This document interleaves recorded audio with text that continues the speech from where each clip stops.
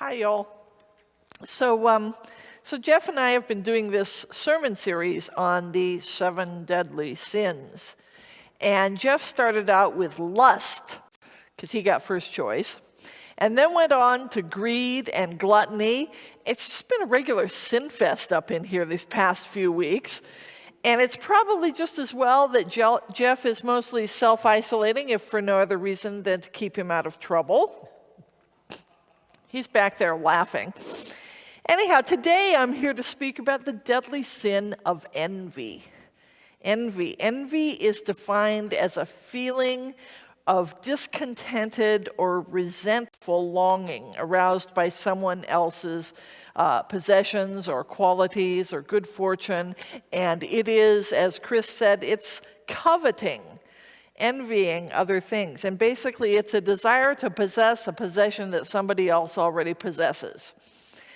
And I was going to say it was kind of like jealousy, but then I thought about it. No, and I actually looked it up. It's not the same thing at all. To envy someone is to look at what they have and want it. And it's a reaction to lacking something. It's a feeling that occurs when you don't have something that somebody else has. Jealousy is a reaction to the threat of losing something that you already have, or someone that you have in your life, and you feel that your possession is threatened by someone else.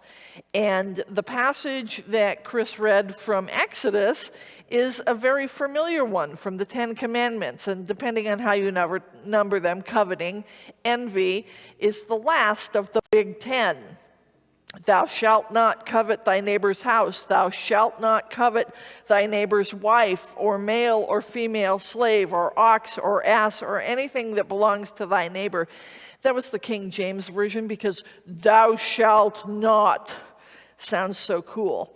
Thou shalt not covet these things. To put this in a more modern context, perhaps, thou shalt not covet thy neighbor's fancy car, or thy neighbor's stylish condo, or thy neighbor's huge case of toilet paper. So the commandment to us is about covetousness, about envy, about wanting something that someone else has. And jealousy is what you might feel, or what they might feel when they see us coveting their ox or their Mercedes or whatever. Similar but different. And malicious envy is similar to jealousy in that they both feel discontent towards someone else's traits or status or abilities or rewards. Now, envy, I looked all this up. Envy comes from the Latin root invidia, from which we get the word invidious. It basically means an action or situation that's likely to cause anger or resentment in another. And basically, I've got nothing very good or even very interesting to say about envy, other than, well, don't do it. It's a commandment. Nothing good ever came out of it, really, nothing good. Just don't. Thou shalt not. So if I were only going to talk about the 7 deadly sins, I could just go home now, because really this one is just not nearly as fascinating as lust or even greed. But fortunately, I don't have to just talk about sin. I can also talk about the corresponding virtue, which is way more interesting and, especially these days, I think way more useful to our lives.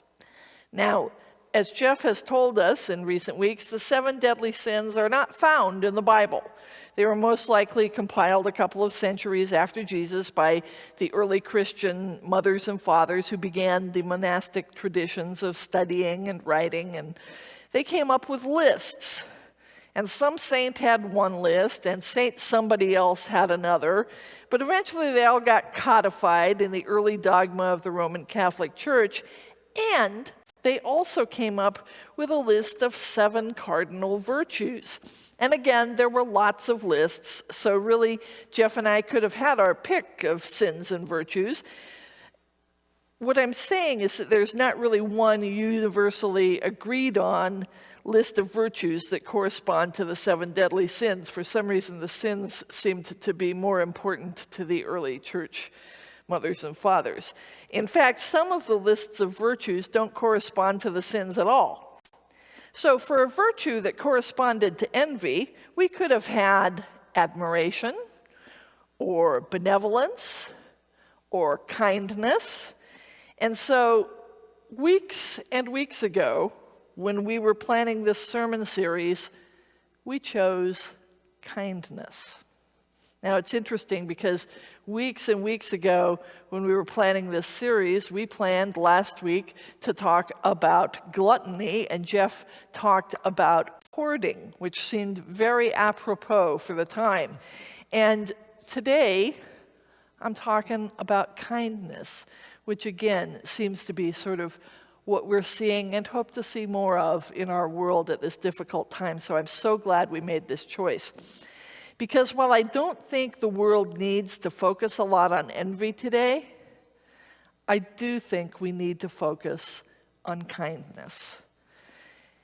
And the thing about a global pandemic is that it can bring out the worst in people and the best in people. It can bring about a lot of envy. People look at the resources others have that they don't have, and they're resentful. And we've seen people fighting over stupid stuff. And we've seen unconscionable hoarding and price gouging. But we've also seen people stepping up and caring for the more vulnerable around them. We've seen people finding new and safe ways of connecting with their friends and neighbors.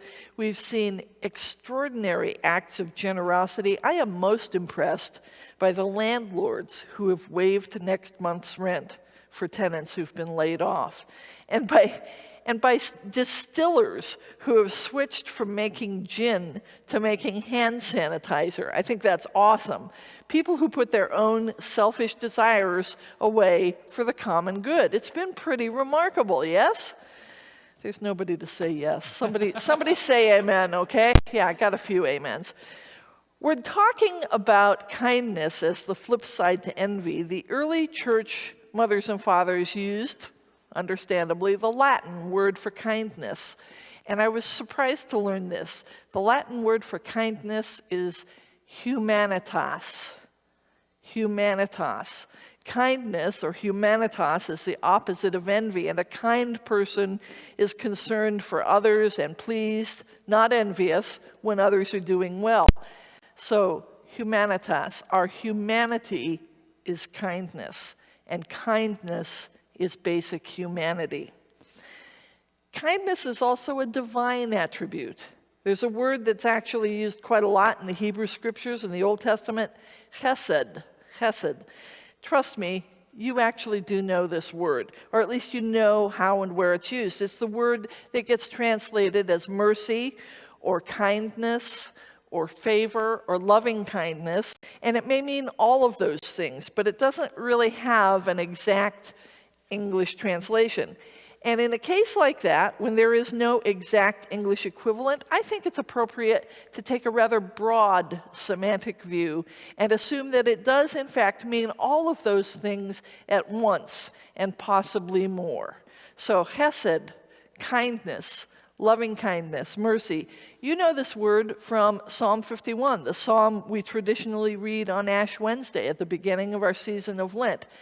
Have mercy upon me, O God, according to thy loving kindness, according to thy chesed. Actually, chesed is used twice there. Have chesed upon me, O God, have mercy upon me, O God, according to thy loving kindness. You also know this word from Micah 6:8. What does God require of you, O mortal, but to do justice, love mercy, and walk humbly with your God? Do justice, love chesed, love mercy. That equals love kindness, or just loving kindness. Years ago, when I was going through a particularly rough patch, I had a counselor, and one of the things that she offered me that really, really helped me a lot was a little meditation. And, normally I don't respond well to that sort of suggestion, but she called it a loving kindness meditation. And the gist of it is that we are helped in our distress, in our difficulties, not only by the spiritual resources that God gives us, but also by sharing our spiritual resources with others. We are helped by helping others. So it was a breathing meditation, and you know how so many breathing meditations work, or people think they work, is you breathe in all the good stuff and you breathe out all the bad stuff. Breathe in the good air, breathe out the bad air, thereby getting all the bad stuff out of your body and out of your head. And I've always had a problem with that, thinking, why spew all that bad stuff out? The world does not need that, especially these days. The world does not need me breathing out any bad stuff. And you can take that both literally and metaphorically. Don't be breathing out bad stuff on others. And so that kind of meditation never really worked for me. But this counselor suggested to me another way. She suggested that I focus on the good things I needed, things like love and strength and courage and forgiveness and peace. So I want you out there, wherever you're watching, think about the things you need. Peace, strength, healing. You may have a different list, but good stuff, the blessings that you desire and need, what you need in these days. Maybe love and peace and hope and abundant life. Know those things we need and just breathe them in. Breathe in love for myself, for my heart and mind and spirit. And then this is where the loving kindness part comes in. Part of loving kindness, part of reflecting God's loving kindness to the world through my own existence, is to desire for others the same blessings that I desire for myself. And this is how I can fulfill the command to love my neighbor as myself. This is how I give back. When I breathe in love for myself, then I breathe out God's love for all those who need it. And in my breathing in and my breathing out, love is shared throughout the world. And one of the things that reminds me of is that God's blessings are infinite. They're not pie, there's enough for everybody. As in Psalm 136, God's chesed, God's loving kindness endures forever. And when I breathe it in and when I breathe it out, there's enough. Not just for me, but for the whole world. Like air, there's enough of the good stuff to go around. Now, in the coming days, it is practically inevitable that we're going to get tired of physical distancing. We're going to run out of Netflix shows that we like and get really bored.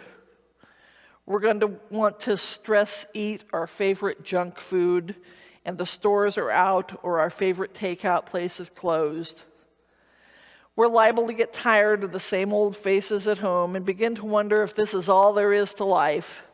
We're going to get scared and irritable and angry, but we can still be kind. So check in on your friends and neighbors in a safe way. When the weather's decent, get outdoors because sunlight is good for your mood and it also kills viruses. Stay safe, be kind, soak up some organic free-range vitamin D. One of the many good things that's happening is that there's some musicians who are out there putting their music and art out there for free just to keep us from going stir crazy. God bless them. And one of them, Canadian music icon Jan Arden, live streamed a mini concert the other day. You can look it up online and watch it just like you're watching today's service. And one of the things she said was kindness is a superpower that we all possess. You've got it in you. Let's make kindness go viral. Amen?